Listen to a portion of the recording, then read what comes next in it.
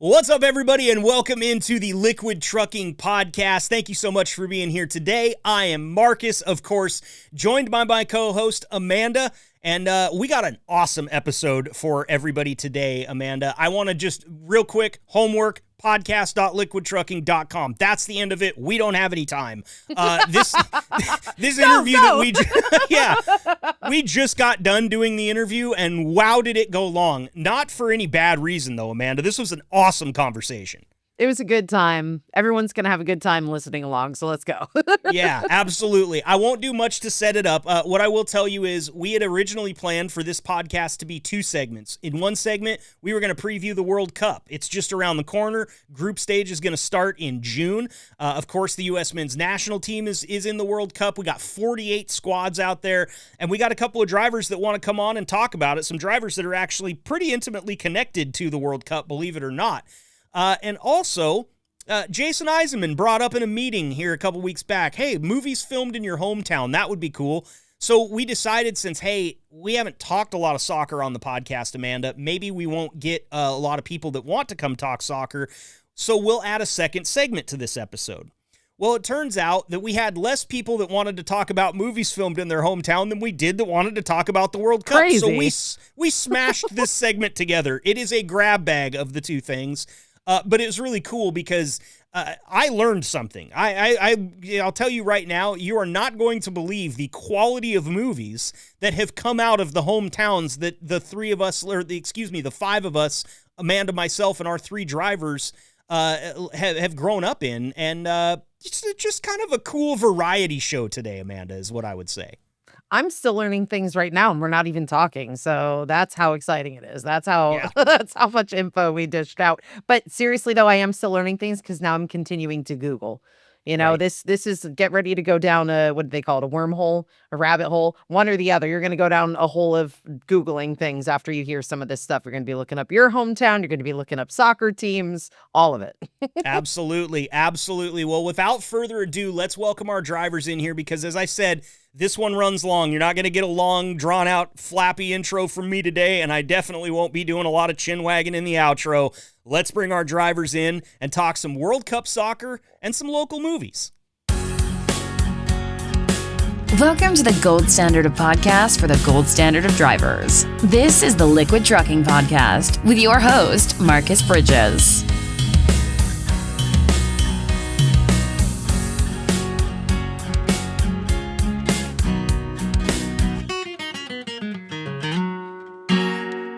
All right, welcome back into the Liquid Trucking Podcast here. Amanda, very excited about this next one. I wanted to do two segments on this, but we just it didn't work out that way. So we're kind of doing a grab bag of a segment here. We're going to talk about the World Cup, which I'm very excited about. We're also going to talk about movies filmed in your hometown, and I've got a whole list here. I've got some stuff from Nebraska as well, kind of in the Plattsmouth Papillion area. It's just going to be a real fun segment, but as is normal, there are no guardrails on this segment, Amanda. We are at our own devices here. How do you feel? Listen, I'm so excited. And since we had this previous conversation about this thing I'm about to show you, I already know how you're going to react because I found a Vuvuzuela. I've got it right here. Hang on. I'm kidding. I just wanted to see that face. Thank God you didn't pull that thing out. God damn it. I hate those things. But I've been practicing screaming goal a lot. So there is that. Okay. Good. Well, I'm happy to say that I confirmed this today, and we're going to welcome our drivers in here in just a moment. So, guys, hanging on the line, just be patient with me. Me and my college buddies just finalized a trip to Las Vegas. We're going to Stadium Swim during the group stage of the World Cup. My most ripped buddy who works out like it's his job is coming. So we are going to heckle Europeans like nobody's business during the group stage of the World Cup at the pool. I can't wait. When you have a guy that looks like he's been chiseled out of marble, you can say anything to anyone and nobody replies. I'm 5'9" and I'm soft, Amanda, and I can talk some mess, okay? So very much looking forward to this. But we have three drivers joining us today and some really cool connections to the World Cup as well in here that I'm very excited about. So let's welcome our drivers in today. First and foremost, I want to welcome a driver making his first appearance on the show. We got 25,000 Drive for Gold points headed into his pocket. Please welcome Elias Arzu to the show. Elias, we're very glad to have you, man. Thanks for being here. Yes, sir. Thank you, guys. Yes. Happy to make my debut. Yes, sir. First of many, right? Yeah, let's do it. All right, I like it. Also joining us, we have, and I get to introduce him as this, and I'm excited because it's the first time since he became our Season 1 Liquid Trucking Podcast Trivia Champion. Please welcome back to the show, Vic the Brown Bandit Walker. Vic, welcome back, man. How's it feel to be called Trivia Champion for Season 1? I'm liking that. I want to get a chance for the debut of the second stage after the second one. Okay. We can have a champions battle. Yes, Tournament of Champions. I love it. We will definitely be doing that. Had so much fun with that trivia run. We'll definitely bring it back for Season 2 here before too long, actually. So thanks for being here today, Vic, and also welcome our third driver in today. He is Matthew Stevens. Matthew, we're glad to have you back on the show, man. Welcome in. Thank you for welcoming me back, brother. Of course, anytime. And, all these guys, all they did was reply to that text message that we sent the whole fleet last week, and bang, here we are on the show. It's real easy. And again, you just heard me say it to Elias, 25,000 drive for gold points for making your first appearance here on the Liquid Trucking Podcast. So let's get into some World Cup stuff, Amanda. First and foremost, let's go ahead and establish this. How much of a soccer fan are you? Do you watch MLS? Do you watch the women's MLS, international stuff? What would you say your excitement level is and your knowledge level is for international soccer? I would say I have an understanding of it as a business. And then I know who like the real cute players are. And then I'm not going to lie, you guys, outside of that, this is the one sport where I sound like a dumb girl. It just is what it is. And that's not my fault. I grew up in the United States of America. Okay. So I just wasn't around people that were watching it, okay? So instead, I had the great pleasure of having the Cleveland Browns shoved down my throat. And trust me, we will talk about that later today. The Cleveland Browns could make a connection with the men's U.S. national team because both of them have never won anything. So that's no, I don't mean to detract against them. Obviously, I'm flying the red, white, and blue here as an American myself. But Amanda, I'm kind of similar. My main connection with soccer came like a lot of American kids that are our age group, which was we played it when we were really young. It was like T-ball. Everybody played soccer. Everybody played T-ball. And, I will tell you this, my 5th grade soccer team, the Flying Tigers, undefeated, the only team in the Wallowa County soccer conference that was undefeated. We only had 4 teams, but that's okay because we didn't lose any games. But that's right. I'm a lot the same as you. I don't have a huge connection. I don't watch a lot of it. But back when I had my bachelor party in 2014, it was me and another guy that was getting married, good friend of mine. We took 16 guys down to Vegas, and it just so happened to be during the World Cup group stage. Oh, wow. And we were sitting in our cabana at the Lazy River, and I mean, there's girls everywhere. There's drinks are flowing. The party's going full blast, and all of us are glued to the TV watching World Cup group stage. It was, I never would have guessed that anybody in that group would have been watching it, but we were really stuck to it. And I'm really excited for this one. I got to be honest with you. And I think that, first and foremost, I want to bring Vic in here because Vic, you have a very, special and unique connection to this year's World Cup. Why don't you tell us about it? Well, I got a lot of connections to this, because both my daughters played collegiately at DePaul University for 4 years together. I've refereed, it's not the women's MLS, it's Women's Professional Soccer League, and I've officiated the Red Stars in Chicago in some of their scrimmage games before they had their own stadiums, before they were starting to try to make equal money with the men. I've refereed with the MLS Referee of the Year, Robert Sabiga from New York City. I refereed with Jair Marupo from Del Rio, Texas. Both represented us in the World Cup 2 groups ago. Tori Penso from Florida and her husband from down there are assigners, and she is the most highly decorated women's soccer referee and did clinics with her in St. Louis. And I also done games with Dave Nickerson at Notre Dame University, and I refereed collegiately, collegiate soccer for 15 years in the Big East, the Big Ten, and the ACC. Wow. So you're really into it, man. This is awesome. You got to have some inside information. Go ahead, tell me who's going to win, Vic, right now. Well, I don't know who's going to win. I know who's not going to win, but that's, sadly to say, I think the U.S. is like your co-host is saying, we're kind of an infant in the soccer world. Oh, and I watched the Women's World Cup when I was in Australia last time. When I was down under where my daughter lives, they were actually playing down there. The Matildas and is the Australian women's team. So I think the U.S. isn't going to win. If I had to choose my favorite team, minus I'd have to say probably Spain. But a friend of mine that I met down in Disney when I refereed coming up was from Spain. Good people, passionate, a lot of good people in soccer, kind of like trucking. They're all good people. Yep, I really see that too. And I don't know nearly as many as you do, but being so connected to it, I bet this is kind of like a family thing. Is the whole family excited? You got 2 daughters that played collegiately for 4 years. You guys are a whole family of soccer fans, aren't you? Yes, we are. We get excited about it. I've been doing it. Drove their tails all around the U.S. for better part of 7 years. They played club soccer, and my older daughter's team, Adrian, was pretty darn good. I think they had a year when she's a junior in high school where they played, I want to say it was 53 games, and they lost 3. Wow. And they were all state champions in other states except for one in Illinois. They lost to a team in Illinois, and they lost to a team from somewhere out east, but they claim to fame is they're from a small town in Illinois, club that played together for 6-7 years, and nobody knew who we were. Just like we came in and they had these bios, all these big teams in California and all the great players and where they're going to go play at UCLA and all this and that. And we came out and his dads were talking how good they were, and my kids were nervous. We were ahead 4-0 at half and beat them 5-0. Wow. And they hadn't been scored on more than twice in one game all season, and that only happened once. And the dad standing next to me goes, "Yeah, we haven't been scored on all season more than once. 2 minutes in, it's 1-0. So that's good because we haven't either."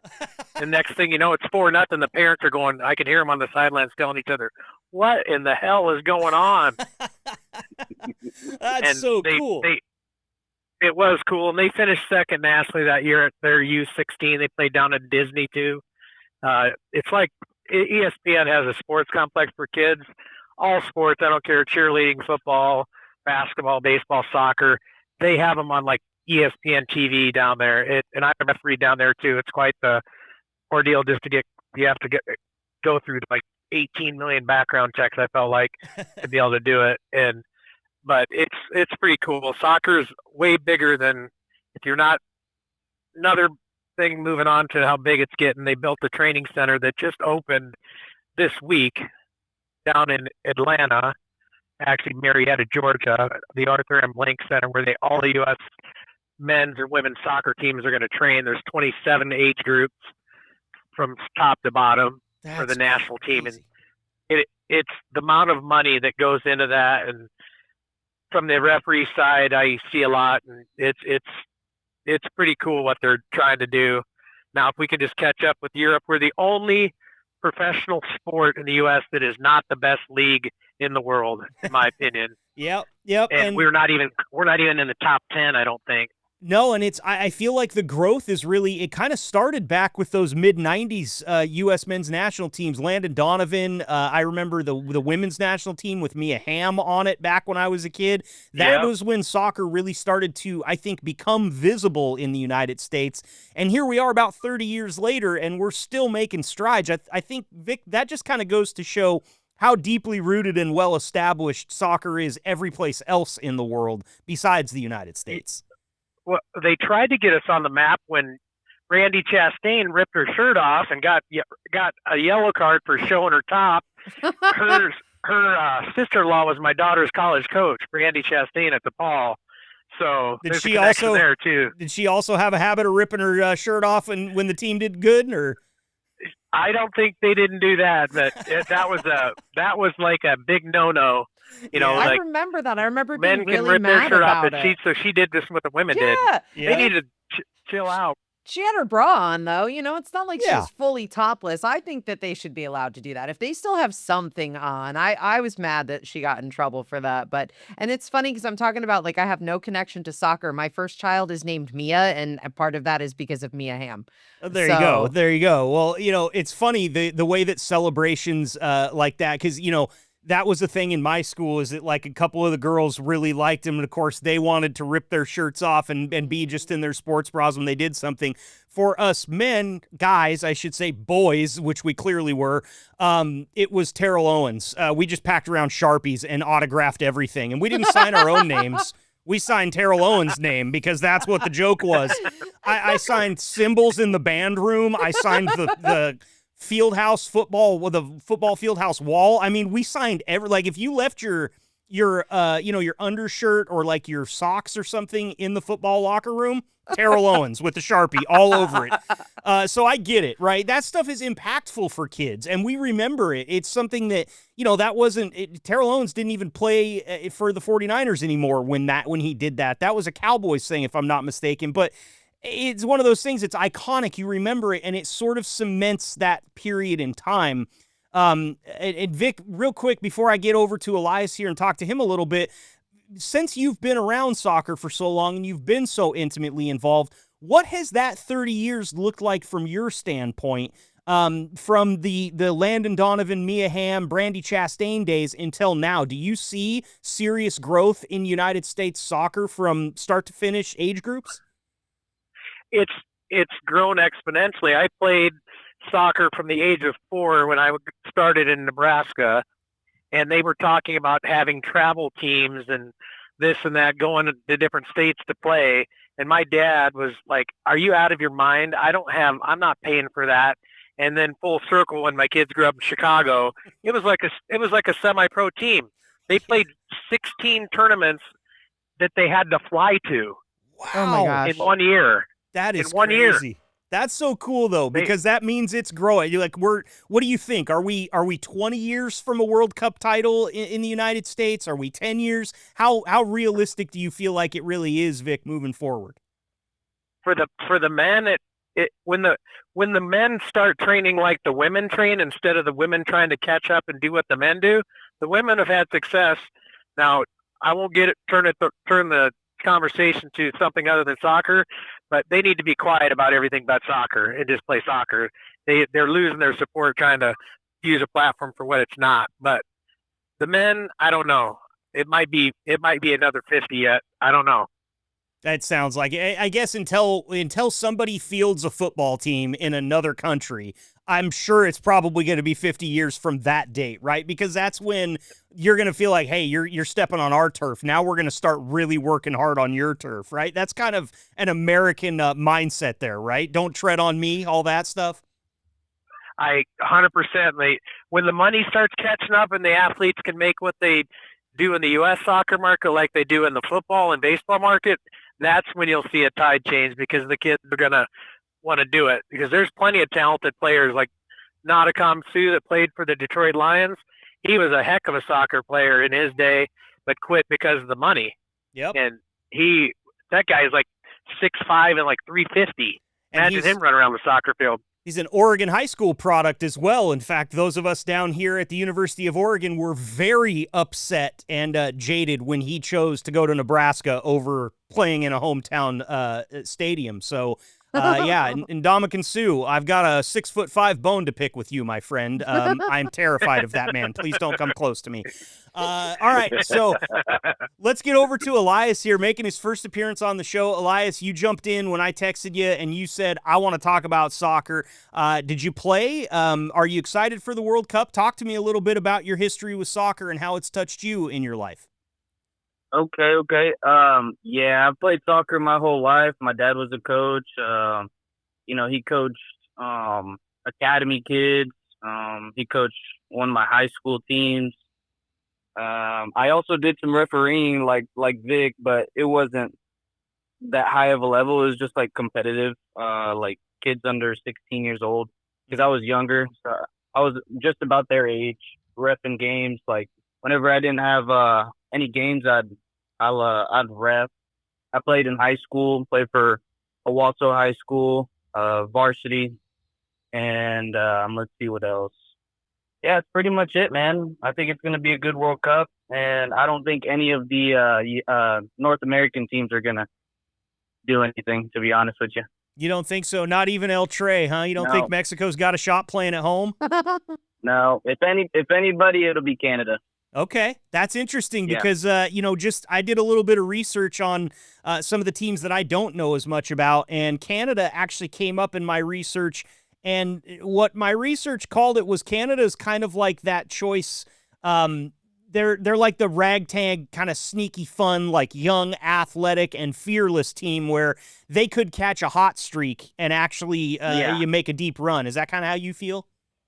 Yeah, I think they got something to prove. Mexico, I seem like they've been a little bit confused with their teams and like kind of arguing with their like their leaders and who their stars are gonna be and their lineup, and I don't think they got it figured out.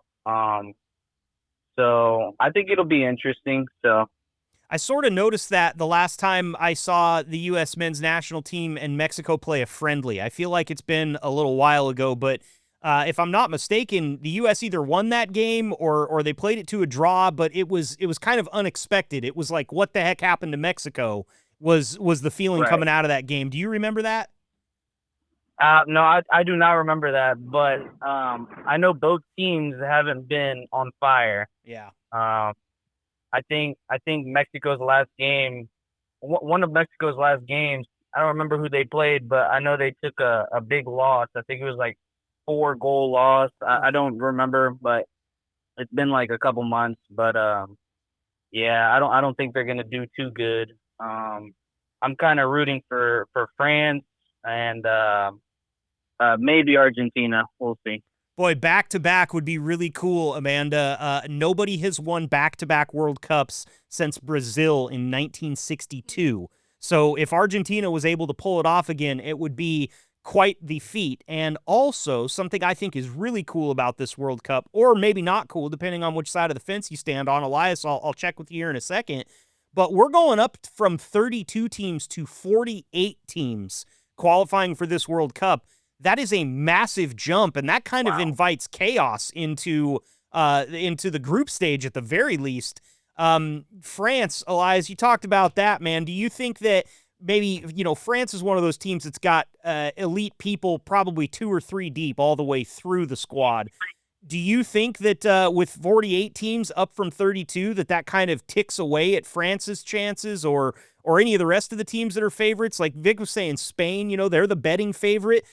Whenever you see these crazy jumps in the amount of teams that go, it's like everybody has a puncher's chance in international soccer, right? Elias, how do you feel about the uptick in the amount of teams that are going to be competing? I think it'll be interesting. I think for France, if they start off strong and they put in some work for their bracket, I think that'll boost them confidence, and then it'll just make the rest of the tournament a little bit easier for them. But I don't know. I think everybody's got a fair chance. I think every team that wants to win, they got to start off strong from the beginning and just keep their head up and just try to win as many games as possible. Not get too confident and just put in as many goals as possible. Since you guys, I think coaching's got a big factor too. I think coaches got to make some smart decisions and just try to keep control of their team and play smart, look for fouls, and just have a good, strong defense. I like it, man. I like it. You can tell you've done your homework, and I'm here for it. You're educating me right now on how to be a good fan, and you're giving me some ideas for some great heckles at the pool in Vegas, which is another thing. Is again, I'm so excited about that part of it. Real quick, I got a question for Vic and Elias, since you guys are big soccer fans. Matthew, I'm coming to you in just a second. Thank you for your patience. But Vic, Elias, real quick, imagine me standing in front of you. I'm wearing a white shirt with some type of red stripe on it, and I look you dead in the face and I say, "It's coming home." What are you saying to me, Vic? I don't know reference to that one. I thought you were going to ask me who the best soccer player ever of all time was, so we could get a weigh in on that. But I don't know about the red stripe. Well, this is something that the English say every single year. England's their motto for the World Cup is "It's coming home." The only thing is, it hasn't been home for God knows how long. So I guess what I was looking for from you, Vic, is what kind of chance do you give Harry Kane and the boys from England this year? They've been sort of scratching a little bit here in the last few years, getting better, building some depth. You think England's got a chance? I like Kane, and he's a baller, but they've got no chance. The only thing that's going home to England is a plane. Yeah, that's what I was looking for. Elias, what's your thoughts on the English team? I'm not too sure, honestly. I think the English, they just got a strong support. Their knowledge about soccer is insane, and it'll be interesting. I don't think they're gonna get it, but you never know. They're sneaky, They are sneaky, but Harry Kane's getting a little long in the tooth. Okay, there's one team that I follow when it comes to soccer, and that is Bayern Munich out in the Bundesliga from Germany. That is my good friend is from Germany. He goes out to the Bayern Munich games every now and then. And I've just kind of he and I are close enough that I just kind of feel and I root for that squad. I was rooting for Germany after the United States when they won the World Cup. I don't know, about 12 years ago, I feel like. It's a cool squad. Of course, Bayern Munich, that's where Harry Kane plays his professional soccer. But I don't know, man. He's getting old.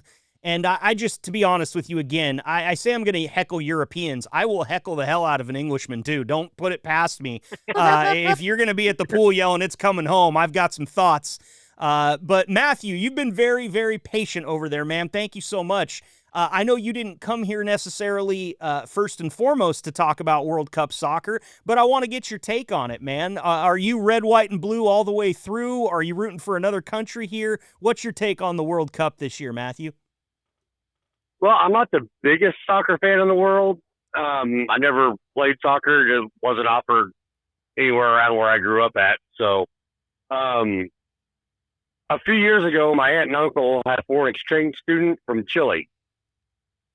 So, and he plays soccer, and I don't think he made the team for this year, but he was in the last one. Oh, that's cool. So That's a huge connection.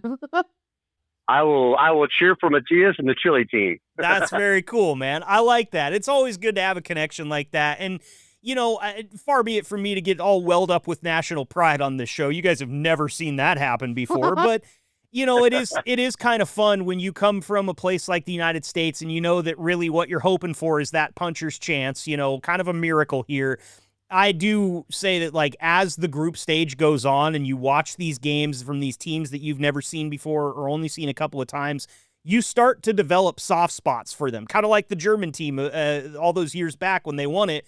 I had a buddy that was just wearing the colors, and I happened to be in town for his birthday, and all of a sudden, the U.S. was gone, so I don't even know if they made the group stage that year. So I was a fan of Germany. I like it, Matthew. I like that you got a connection to the Chilean team, and good luck to them, man. Are you going to watch any of the games? Yeah, I'll watch them. Listen to them on the radio while they're out of the road. Oh, soccer on the radio is so underappreciated. Those guys do great, and the way that there's two things on the radio, Amanda, that have always kind of dumbfounded me with how good the play-by-play guys are, and it's soccer because, A, you got 22 guys out there, it's nonstop action, and from where they're sitting, everybody looks like an ant. And the other one is hockey because, again, there are just no stoppages in these games for the most part. So as a play-by-play guy, you have to just be a chatterbox, and you don't ever have to take a breath. It's like Michael Bolton up there trying to do play-by-play. I don't know if you've done a lot of radio, Amanda, so I'm sure you've listened to some soccer or hockey before on the air. I mean, I was the in-game host for a division of an MLB team. So I spent quite a bit of time around the radio broadcast booth.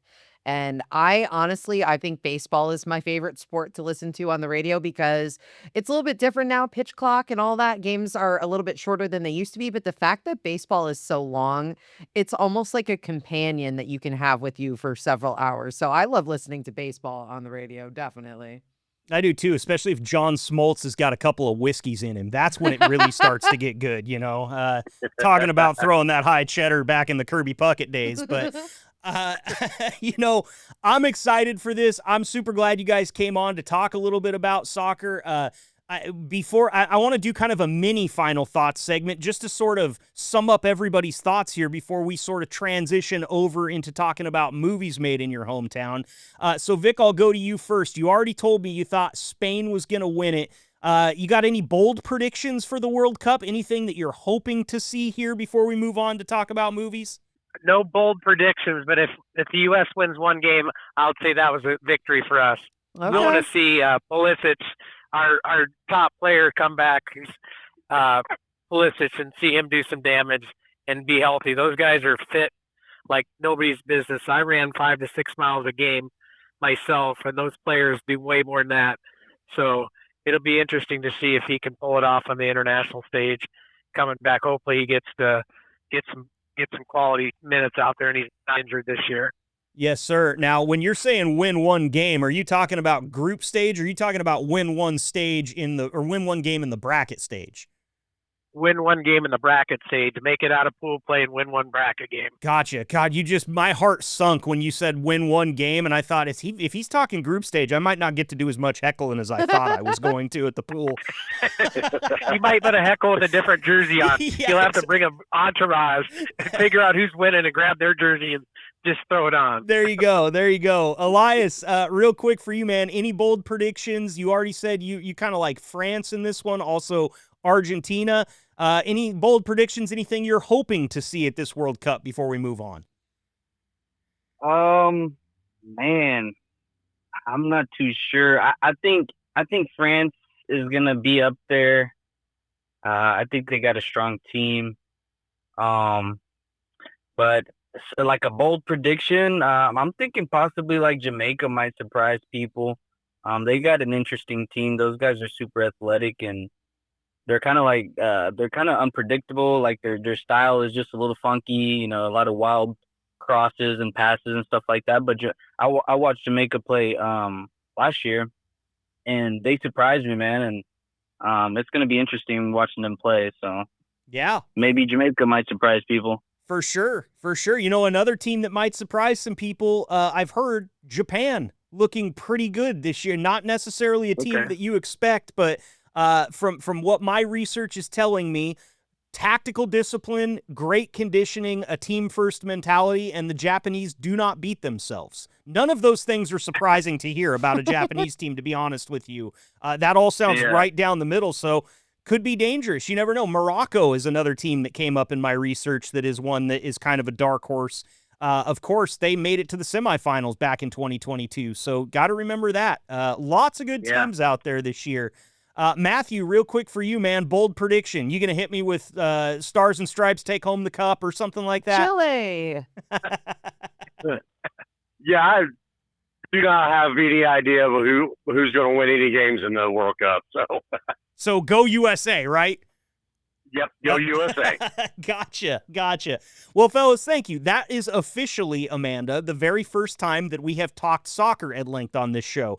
We've got through football, we've done hockey, we've got soccer. We'll talk anything. If you guys want to talk the sport of underwater basket weaving, Amanda and I are here for it, Only right? sports going forward that you would see on El Ocho. That's it. That is go. the qualifier. I will say, though, now that I know Canada is like in it or whatever, has a team. I'm not going to lie. I didn't even know they had a team. Whatever.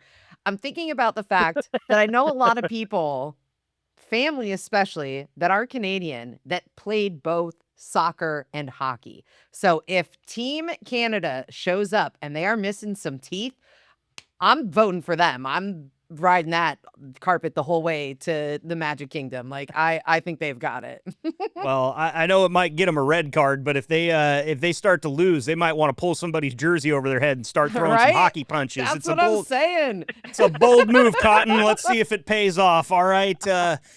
Speaking of that little line from one of my favorite movies, Dodgeball, that Amanda and I both just referenced there, ESPN 8, The Ocho, a great reference from Dodgeball with Vince Vaughn.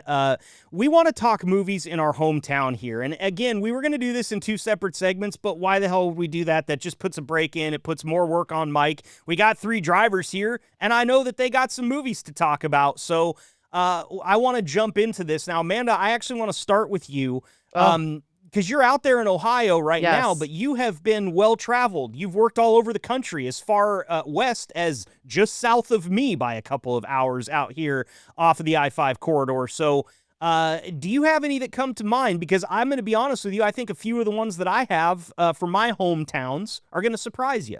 Well, I'll say my actual hometown where I grew up, and guys, don't judge me for this because I'm a Midwestern girl now, but I grew up in Connecticut.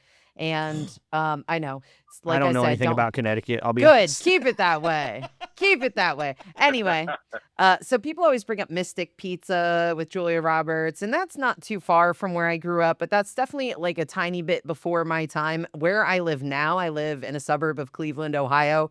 There are tremendous tax breaks to film movies out here, and there have been for over a decade. So one of the first movies, major movies that I saw filmed out here, my oldest child was like 8 years old. She was an extra in this movie with Victoria Justice, and who's the dude from Jackass, Johnny Knoxville. Chelsea Handler was in it. So it was like this pretty big deal filming, but it got so much bigger after that. They filmed 2 different Avengers movies here. They actually filmed some of Marvel's The Avengers, as well as Captain America Winter Soldier were filmed in downtown Cleveland. They were just filming an action movie out here last week. I can't even tell you what it was, but they're always filming something. And then I think, and it's sad because like Major League was not filmed in Cleveland, and man, what a shame, because the whole thing is about Cleveland. But anyway, while You we're need some talking, nice weather for it, though. Did you notice there was never an overcast Sir. day in any one of the Major League movies? I'm telling you, I love those movies so much. But probably one of the big ones that was a little bit before my time of living here, but I love the movie so much, is Draft Day with Kevin Costner, and it's about him being, GM of the Cleveland Browns. And so I actually have a joke for you guys today, because I knew we were going to talk about Draft Day and we are going to talk about the Browns, and I have to laugh or I will cry because I'm a Browns fan. So here's what I got for you guys, okay? Two Browns fans pass away. They end up in the place down below. And the devil's like, all right, well, I'm going to go check out these new guys that came in and make sure they're really supposed to be here. He likes to vet them and make sure people are where they're supposed to be. So he goes in, and the 2 fans are in there laughing and joking with each other and talk about how it's really not that bad and it's not even that hot. And then, so the devil steps in and he turns the heat up way higher. And they're like, man, this is the best my arthritis has felt in years. This is amazing. So the devil's like, okay, well, heat doesn't work. I'm going to turn it cold as ice, frozen cold. He goes back to check on them. They are cheering. They are celebrating. And the devil's like, what is wrong with you guys? And they're like, well, hell froze over. Obviously, the Browns won the Super Bowl.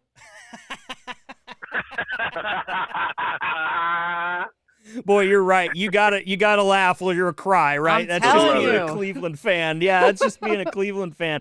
Hey, and one that I don't mean to upstage you here, but you failed to mention the Drew Carey Show. Now, I know that that's not a movie, but pretty iconic little bit of Cleveland lore in that whole show, right? We love Drew Carey around here. Drew Carey also happens to be a veteran of the United States Marine Corps. So, we really, really love Drew Carey around here. He's such a great guy and a very good representation of Northeast Ohio, I think.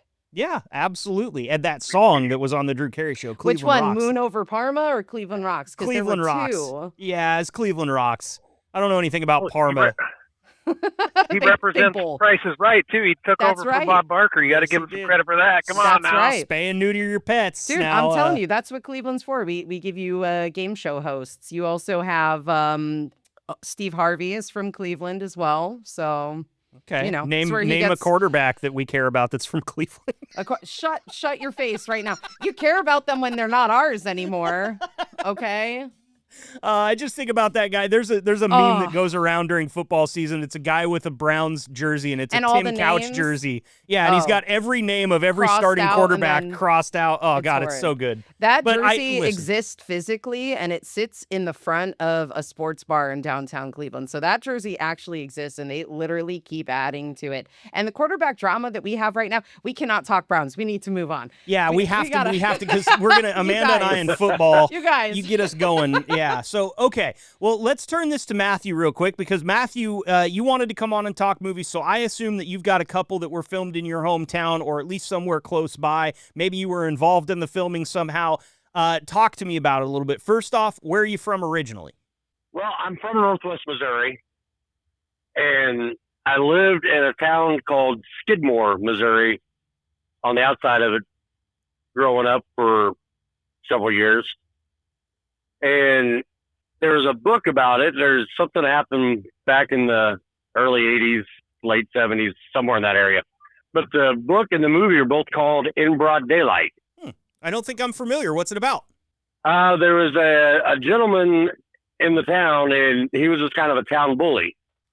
And Is this a the group of one where people the got whole fed up town? with him. Yeah, and they cover for him getting killed like the whole town does. I think I just watched Yeah. this recently. With Brian Dennehy? Ye- Yeah, with Brian Dennehy. He played Len Rowan. I don't think that was the name of the guy from Skidmore. Ken Was it, McElroy was the guy. 1990. Yeah, Alvin McElroy. Okay, was it 1991? It Yeah. is Brian Dennehy. Okay, that's what same guy. He's the dad Yep. from Tommy Tommy Boy Boy, there. yeah. Yep. Okay. Sorry, I It don't mean to also derail takes you. place in Ohio, Tommy you're Boy. good. You're good. Yeah, so tell us a little bit about the lore behind the movie, because I have seen this movie. I definitely have, but I am not familiar with the actual story that brought us the movie in the book. So tell me about it. Well, McElroy was basically he was a town bully for the entire area. I mean, Skidmore is a population of 100, maybe 150 people. Oh Wow. small. Yeah, very small town. But he was basically a town bully. He would bully everybody, and the entire town. A bunch of people, when he came out of the bar one night, they were all standing outside the bar on the street and on the sidewalks and everything, and they all shot him. Wow. And the rumor or the story is that all the guns and everything that was used was taken up and destroyed, hidden, buried, and nobody will ever say anything until the last person dies. That's So- insane. Highly likely that maybe some of those people have already gone to their graves with that secret, and that the rest of them are probably not far off if this happened in the late 70s, early 80s, right? Yeah. That's But crazy. but when I was growing up there, that was when they actually made the movie. Mhm. And that brought up a whole lot of feelings and stuff of the people that live there. And there was a couple of his grandkids were around my age, and I went to school with them. And how did they And- feel about this whole movie? They were now everything started coming. They're making the movie and everything. They his grandkid was getting picked on a lot, and the school's not standing anymore. But the elementary was a 2-story building, and the boys' bathroom was on the second floor. There was a door in the boys' bathroom that went outside. No stairs, just a door. Oh, no. And one of the McElroy kids got thrown through the door one day, Oh my gosh. and the next day the door was boarded up and bricked up.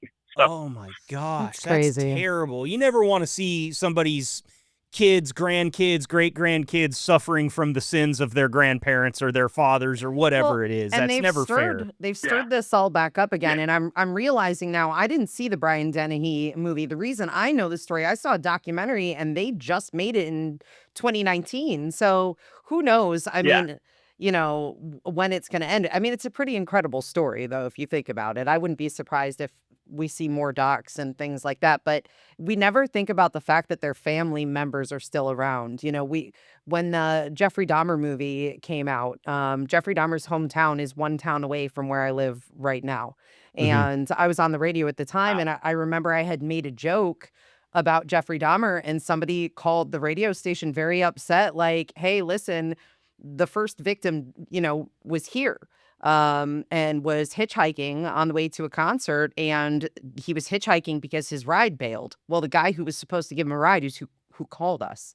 He's Oh, like, wow. hey, real insensitive. We know these people. And, I thought about it totally differently after that. But I thought the 70s, the 80s, the 90s, like, I thought it was long enough ago, but it just definitely is not. My God, it definitely is not. You never really understand how small the world is when in broadcasting until something like that happens to you, right? Like, you think that it's just the same people that listen to me every day. They know me. I'm going to say the things that I say, and they're going to have a good response to it. When Paul Walker, the Fast and the Furious star, died in a car accident, we were all Paul Walker fans. We all grew up in the Fast and the Furious time. Varsity Blues, we watched it every Friday before every home football game at my house with almost the whole team.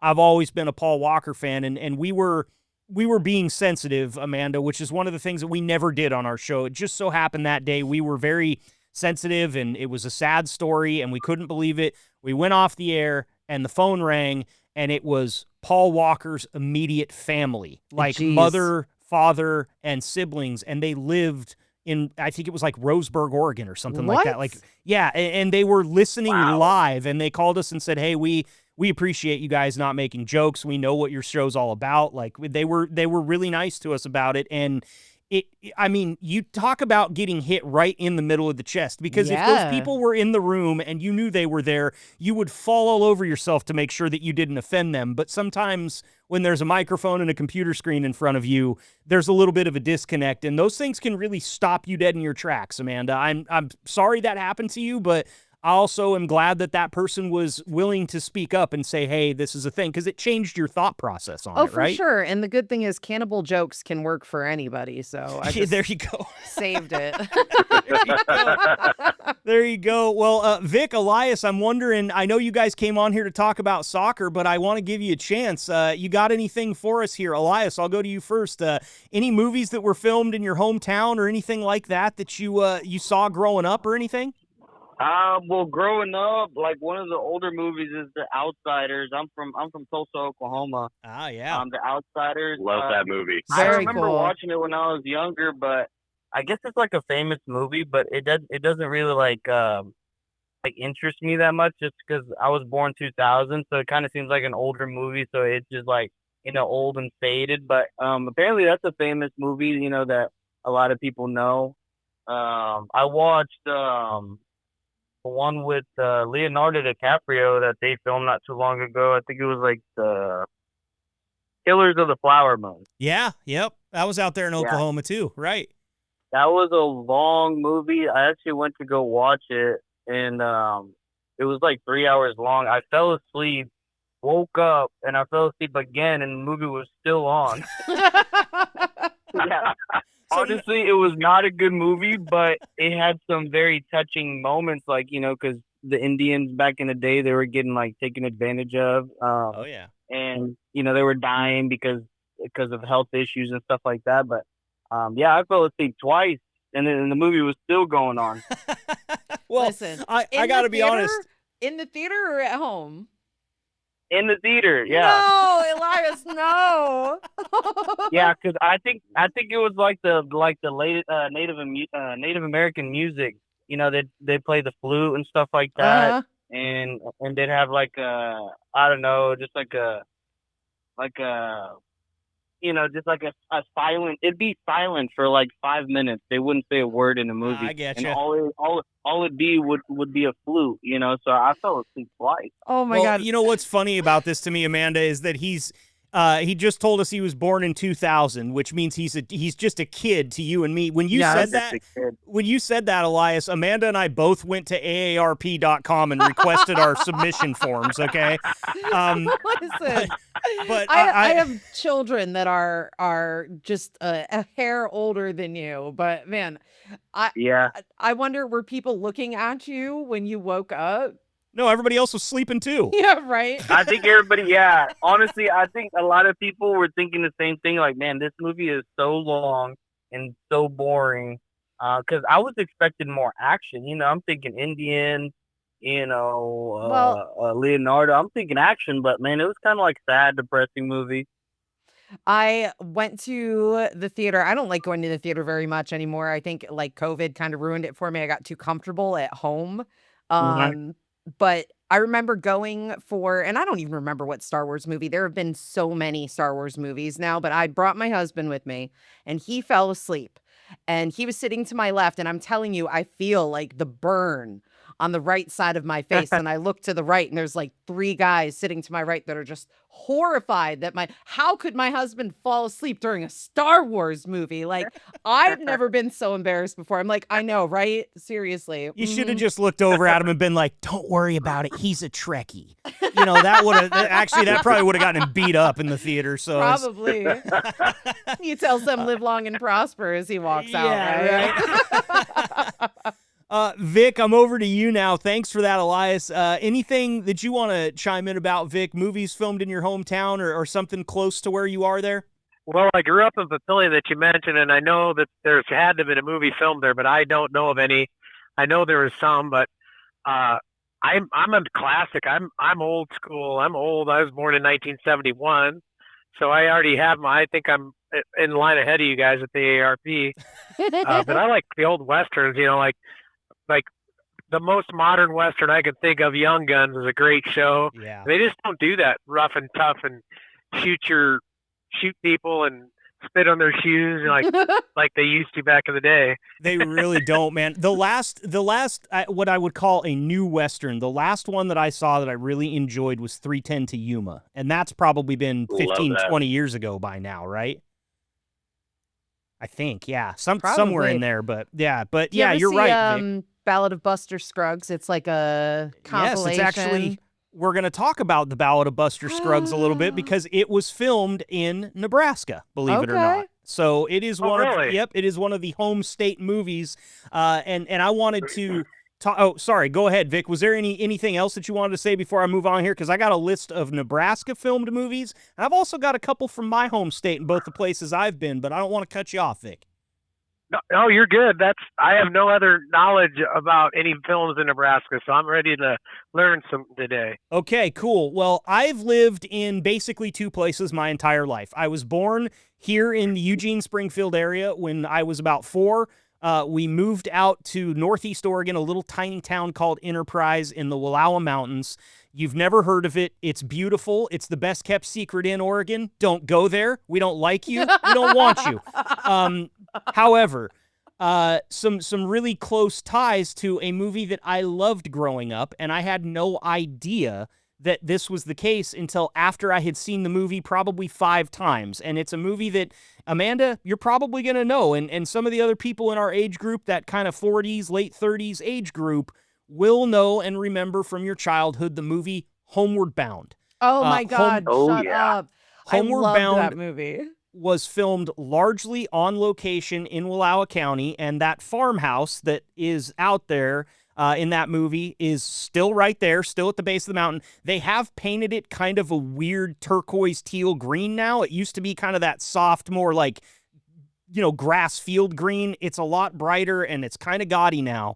But it is the only, like, you're driving along a back road called the Hurricane Creek Highway, and all of a sudden, there's the house from Homeward Bound.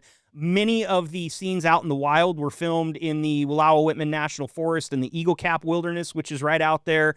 And yeah, I mean, it's really cool to drive by, especially in a place like, I'm talking the town I grew up in, population 2,000. The town that you have to drive to see this house is population 1,300, 1,200. So less than 5,000 people living between the two towns where this, pretty big, pretty popular movie was filmed.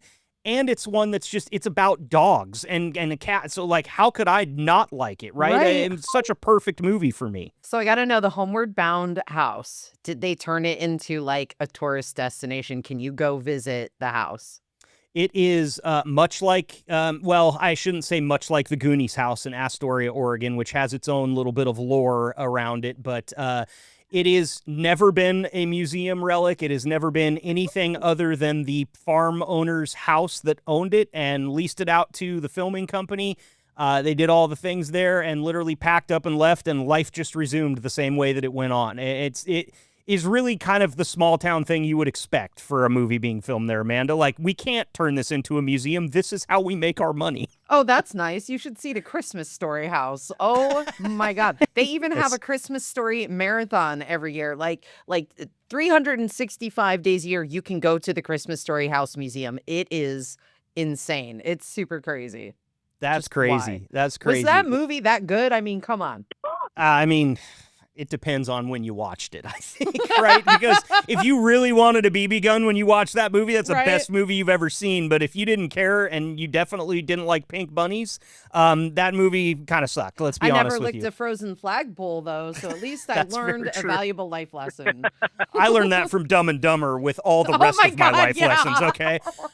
No, but we're running kind of long in this segment, guys, and so I understand. I want to get through this here real quick. Two other famous ones that I've got. Now I live in Eugene. I've lived in Eugene for more than half my life now. Of course, went to the University of Oregon. That's why I came here. One movie that a lot of people don't know is banned on the University of Oregon campus and has been since a couple years after it came out, was filmed here at the Sigma Nu frat house on the University of Oregon campus, and that is Animal House with Jim Belushi. God. And greatest movie of all time. The food fight my scene. boy Blue. Yes, sir. But the food fight scene where John Belushi fills his cheeks up and he bashes it. He's got mashed potatoes. He says, "I'm a zit," and he bashes. That was in the EMU, which is where I ate lunch almost every day of my freshman year. And you can get crazy movies at the University of Oregon Library. Like, if I were to go and I need the director's cut on 35 millimeter of Clockwork Orange. They're going to hand it to me and say, bring it back by 5. But if I went into that same library only a block away from where the movie was filmed and said, can I rent Animal House? They would tell you that movie is banned on campus. That's crazy. They will not show it on campus because they did. And toga parties started to kind of take over, and all of a sudden the students got unruly. But they still do have a parade every year out in a little town just 10 miles south of Eugene called Cottage Grove, which is where the parade scene was filmed. And the float car that they have, that they're driving through everything and causing chaos, comes out to that parade every single year. You can go down to Junction City and see the actual car from the movie, which is really cool. And then the last one I have for you is Stand By Me, a classic film.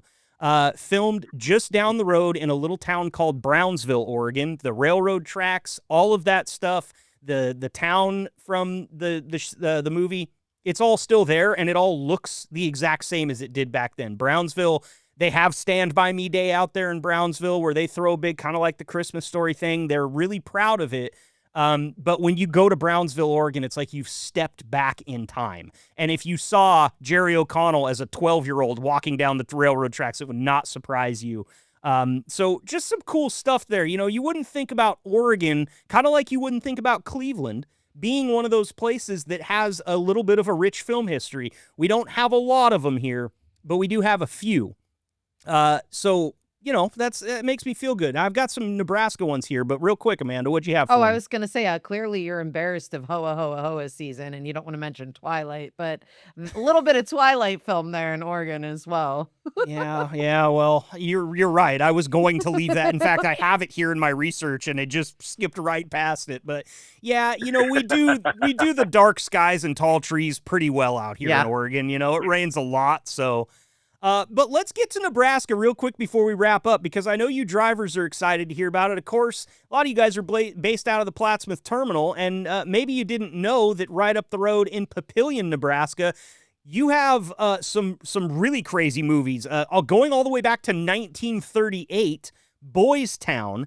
Obviously, probably a movie that not many of us have seen, but this was based on the real Boys Town, which was right outside of Omaha and Papillion. Stars Spencer Tracy and Mickey Rooney. Wow. And Spencer Tracy won a Best Actor Academy Award for it. Now, going down a little bit further down the list, something you may have seen, Matthew Broderick, Reese Witherspoon, Election was actually filmed at La Vista High School in Papillion. Did you guys... That's my high school. That's your high school. Did you know that movie was filmed there? I did not. I looked it up, and when you said the topic, I looked up movies there, and I did not know it. That was my high school. I was in theater in high school.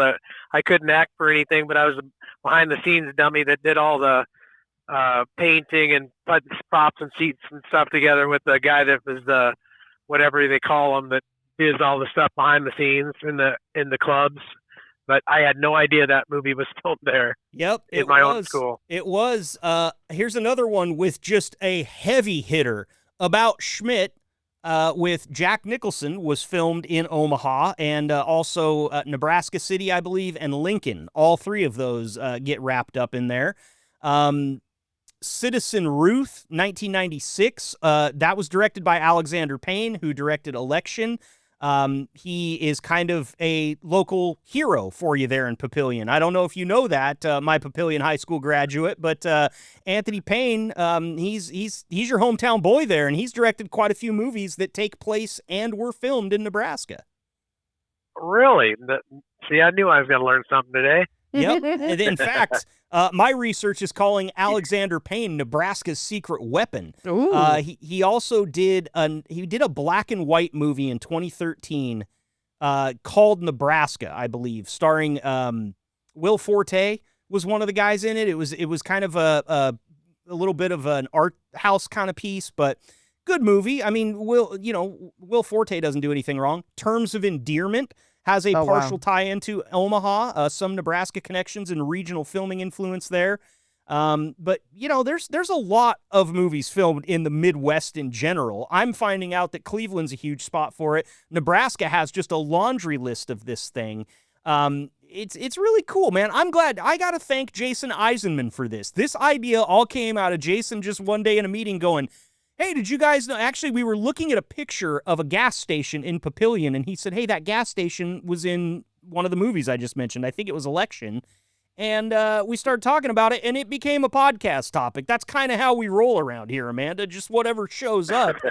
But this has been a really cool conversation, talking a little bit of international soccer, talking a little bit of film. I mean, what else? We even mixed the Cleveland Browns in here, which I feel like you do every time you get a chance, Amanda. Listen, somebody's got to do it, okay? Somebody's got to do it. And I feel like it's redemption. But I will tell you, Absolutely. I did learn now that, there's one place I cannot watch Animal House. And if I decide to watch it there, I may end up on double secret probation. So Yep. I'll make Yep. sure not to do it. You can come to my house and watch it. It'll be like the 900th time I've seen it, and I'll point out all the places to you. I Yes. stood on the staircase where he smashed the acoustic guitar. So, I love and by it. the way, Sigma Nu was not a recognized fraternity. Like only probably 10 or 15 years after that. Like that was the place that you went. You knew it wasn't a frat house because it wasn't affiliated with the university, but it acted strangely like a frat house. It was really weird. But anyway, final thoughts for our segment today, fellas. Elias, Matthew, and Vic, we greatly appreciate the time, and you guys have given us a lot of it today because something that those of you listening to the podcast won't hear, we totally dropped the call right in the middle of this interview. I had to restart my phone. It took us like 5 minutes to get the guys back. So these guys have been on with us for a while. Want to get your chance for your final thoughts here and let you get back to work. Vic, we'll start with you, man. Final thoughts. Thank you so much for joining us here today on our World Cup and local movies segment. Well, I learned a lot about everybody, and Amanda, I'm sorry, but Shedeur Sanders and the Browns, I don't know. I like the guy, but I think they let him go. So you're got to go on to your third derelict quarterback, and maybe the third time's a charm for the Browns. Listen, Deshaun Watson. 33rd time. 33rd time is the charm. He's like the Voldemort of Cleveland Browns quarterbacks. We just refer to Deshaun as he who shall not be named. That's what we do around here now. So it's saying something about your team when Shadur Sanders looks like the hero. That's he is a something sweetie, else. though. He is a sweetie. All right, stop it. You guys are killing me. He wasn't a sweetie when he came to Oregon. He was an ass to us, and then we stomped a mud hole in his. So look, I get it. We're talking about two different things here. He doesn't play for Colorado anymore. I shouldn't care. Vic, great to have you, man. Thank you for being here. Matthew, final thoughts from you, my friend, before we let you go today. Again, thanks for the time. Well, final thoughts. Movie theaters are always a great place to take a nap because I will fall asleep in a movie theater every damn time. And Amanda is the best thing to come out of the Cleveland area since the Kelsey brothers. Hey, there you go. That's That's a high huge praise. compliment. Yeah, Listen. high praise. Especially because they're 15 years younger than you, so I don't know how you came out of Sir. there after them, but Listen. I'm sorry. I'm being hard on Amanda today, and I'm not winning any friends because of it. I promise you that. And I've got a very similar physique to Jason Kelsey, so even Oh, more that we have in common, you know? Come on. His new commercial for garage beer is fucking amazing. Oh, he's hilarious. Sorry. He's No, so it's all right. funny. That's the only one we're going to let slip today, so I'm going to allow it, okay? I'm going to allow it. We know we're talking to truck drivers here. Matthew, we appreciate the time, my friend. Always a pleasure to get you on as well. Elias, it was your first run on the Liquid Trucking Podcast. Before we get to your final thoughts today, tell me, did you have fun in here today? Yeah, I did have fun. There's some good topics and stuff, and I don't know. I'm excited for the next one. What's the next topic? Hey, man, we got them coming like drinking out of a fire hose. I'm booked with topics all the way through June right now, so we'll have something for you. Just watch your text messages, okay? Text him, don't Yes, email sir. him. 'cause And he's a by the baby. way, by the way, I love Oregon. Every time I'm driving through Oregon, it's so beautiful, man. I drove past it last year, and it was on fire out there on the east side. Yeah, we do that over here. In fact, we just put out a brush fire that burned through 500 acres. Somebody was Wow. burning trash at their house. Things get crispy around here. It does rain a lot, except for these summer months. So we're starting to come into that season. So I would say if you want to make a trip out here and catch it not on fire, go ahead and get out here pretty quick, Elias. Yeah, it's nice, man. Nice fishing out there, too. Yes, great fishing. And here's what I'll tell you. I've said this on this podcast many times. If you're ever in Eugene and you feel like you got a few minutes, even if it's a 30-minute break, you shoot a text. We'll set something up. I'll come buy you a cup of coffee. I'll buy you lunch. And that goes for every Liquid driver out there. If you guys make it all the way over here to the left coast, I'm buying lunch, okay? It's that simple. I've seen one Liquid truck on the Interstate 84 corridor in the Columbia Gorge, but I know you guys get out here every now and then, so that offer stands, Elias. You let me know next time you get out in my neck of the woods, okay? Yes, sir. Thank you, sir. No problem, man. Any other final thoughts to share with us before we wrap up today? No, that's it, man. Doesn't look like it. Perfect, fellas. Well, you all did awesome today. Elias, 25,000 DFG points headed your way, my friend. We'll be right back here on the Liquid Trucking Podcast. Thanks, fellas. Thank you. Thank you.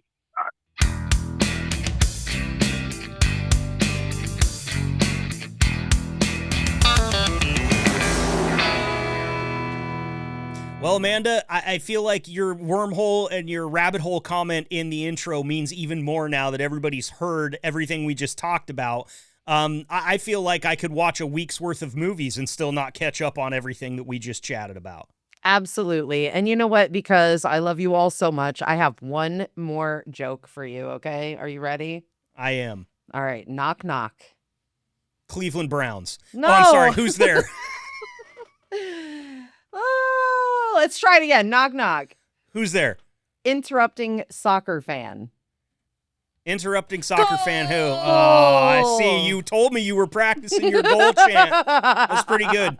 I'll be honest with you. If you broke out a vuvuzela right there and blew it in my ear, I would have canceled the podcast. That's how much I'm against these things. You tricked me earlier. I really thought you were going to pull one of those things out, and we were going to have a meeting about it. I never thought I could get called into HR for bringing something like that into a podcast. But yeah, well, you haven't worked with me long enough. I'm in good with the HR person. She likes me. She doesn't technically exist, but she likes me. Okay. Yeah. So. But that was really cool. Want to thank Elias, Matthew, and Vic for coming on here today. You never know who you're talking to until you start asking the right questions. And man, we've got Elias with all that soccer experience and obviously a very well-educated fan talking about the ins and outs of many of the teams. Vic has has officiated with some of the guys that will be out on the field with a whistle in their hand, Amanda.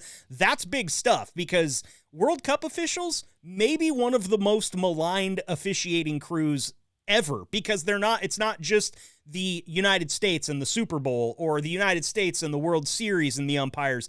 These guys are if they get in with bad with one country, they might be in bad with 48 countries. It's kind of wild the way that soccer officiating goes down. I mean, it's just one dude out there on the field. He's got to be terrified. Well, and I feel like Vic also learned a lot of stuff by being a guest on the podcast. And if anything, that's going to help him with trivia more in the future, right? Yeah, that might have been a mistake. He's pretty good at trivia. He's pretty good at trivia when I come to think of it. Our season 1 trivia champion never really got challenged in that final there with Darian. And I'll be honest though, we didn't take it easy on Darian because Darian came with some pretty high praise as well. So listen, now that Vic's not in here, I will say I really thought Darian was going to win. I really did. So Vic surprised you, man, and he's got more surprises up his sleeve because he's officiated Big Ten and Big East soccer. I mean, it was crazy to hear some of the stuff he's been involved in. And of course, Matthew, he had the movies filmed in his hometown. He actually said when we brought him on before we went on air, I said, sorry, Matthew, we're kind of piling you into the World Cup segment here. And he said, I like soccer. That's fine. And we got a little bit out of him too. Just an awesome overall segment. I love it and don't get me wrong, talking trucking is what we're here to do, okay? And when we have very intentional and focused content on the trucking industry, be it, safety or protocol or anything like that, I love those episodes because I feel like we can really move the needle. We can make a difference. There's enough liquid drivers listening to this that we can actually affect some positive change. But far be it from me to say that wasn't a hell of a lot of fun. Just laughing and telling jokes and talking about stuff like this really felt, Amanda, like the epitome of the cup of coffee around a cafe table type of conversation, right? This is an old man breakfast conversation. You know what? And in honor of that, cheers to you, buddy. I'm taking a sip of the old bean right now. God, it is 4:30 in the afternoon. You are going to be up all night. Dude, listen, there is some form of wrestling on TV tonight. We are staying awake. We're staying awake. I got it. Well, Amanda, thank you so much. Been an awesome show. Like I said, I love hearing about all the stuff about Cleveland. I give you a lot of crap about Cleveland because it's low-hanging fruit, and all of us in the NFL have had some 30 years to practice. But I'll be honest with you, my mom's entire extended family is from the Ohio area, a little bit more in the farmland, not the city. But it's a place I got to go out there recently for a discovery for a different podcast we're doing. And I will say this, the people in Ohio are some of the nicest people out there. I've met that's one thing that this podcast job has done for me. I've got to go out to some of the places I've never been before, like Omaha and Plattsmouth, and meet some of the best people that I've ever met. And no change here today, Amanda. So I got a soft spot for Ohio, I promise you, but far be it from me to miss out on making a Cleveland Browns joke at your expense. Well, listen, if you can't get to Cleveland and you want to get a vibe for it, my recommendation is to watch the 30 Rock episode where they come and visit Cleveland, because that will give you a really good feel for what it's actually like. And I think they do a big play on like the whole kindness of people in the Midwest. You got to remember, I grew up in Connecticut. So having to drive out here, I get really mad at people that drive very politely and they will give someone the right of way when they have the right of way. And I'm like, but that's not how it works. Yeah. So you can't be nice with somebody else's time. Like that. You know, I totally get that. I have a question for you. As something I brought up on the show before, and we're about to wrap up here. I know we're going over today, but just be thankful for the extra content because we're having a blast in here today. You've lived on both the East and the West Coast, and oftentimes what people will tell you about the difference between the East and the West Coast is that people on the East Coast are kind, but they are not nice. People on the West Coast are nice, but they are not kind. Now, to put that in perspective for you, if you blew a tire on the turnpike in New Jersey, somebody is probably going to stop and help you fix your tire while calling you a dumbass for blowing your tire in the first place. Take that over to the west side. Let's say you blow a tire on I-5 in Portland, my neck of the woods. It's more likely that somebody is going to drive by you without helping and say, oh, I feel so bad for that person. Oh my God. That is the difference between East Coast and West Coast that I've been told. What is your take? I would say that they will both drive by you. And one of them will beep and flip you off for taking up berm or causing slowed traffic. And that would be the East Coast. And the West Coast, they ignore you, but they ignore you politely. So yeah, I think that that's probably the difference. There is the difference. I probably shouldn't have picked the New Jersey Turnpike. That is probably the one place that you're Jersey, guaranteed to get baby, flipped listen. off, right? Connecticut, I mean, listen, they're like, ew, your car broke down? Gross. And then Ew, Mercedes don't do that. Gross. I know a girl in high school who ran away from home because her parents bought her a 2-door Mercedes for her birthday when she turned 16, and she wanted a 4-door Mercedes. Like, she legitimately ran away. So it's a different vibe out there. I don't think I'll ever live, in Connecticut again, but who knows? That is the home base of WWE. That might be a reason to bring me back. Who knows? That is the epitome of a first world problem. I need more doors in my Mercedes. Yeah, right? You and me and everybody else that's got one, buddy. We fit in a little bit better over here in the great state of Ohio. Yeah, I think you're right. Well, we're going to wrap up today's episode of the Liquid Trucking Podcast with that. Thank you all so much for clicking download today. You're the reason we do it, so don't forget, just like I told Elias, Matt, Vic there at the end of the show, keep in touch with me. If you're listening and you've got my phone number, you can suggest topics. You can just text me and say, hey, I want to get on. Find me a spot, and we will make sure to do that for you. You guys are kind of the driver behind this. Big thanks to Jason Eisenman for coming up with half of the show today. We'll talk any sport on here. Like I said, if we got 30, 40 plus minutes out of the World Cup, you bet your ass if you want to talk some competitive windsurfing, I'm only just a few miles from the Columbia River. Let's do it, okay? We can talk whatever you want on this show. Amanda, it's been a pleasure. I'll say this for you, and I'll say it once and once only. Go Cleveland Browns. Wow. That was it. It's not football season. I can say that type of stuff, and nobody will say anything, all right? You guys be safe out there. Keep the shiny side up. We'll talk to you next week right here on the Liquid Trucking Podcast. Thanks for tuning in and being the gold standard of drivers on the road. Be sure to like and subscribe to the channel and tune in next week for another episode of the Liquid Trucking Podcast. Interested in finding out more about what it takes to bring a podcast like the Liquid Trucking Podcast to your fleet? Bulldog provides tailor-made top-to-bottom podcast production services. We'll meet your terminal staff, connect with your drivers, and bring you the content you want your drivers to hear. Type bulldog.works into your browser to connect with us and learn more about what we can do for your fleet. That's bulldog.works for podcasts, tenacious recruiting, and more.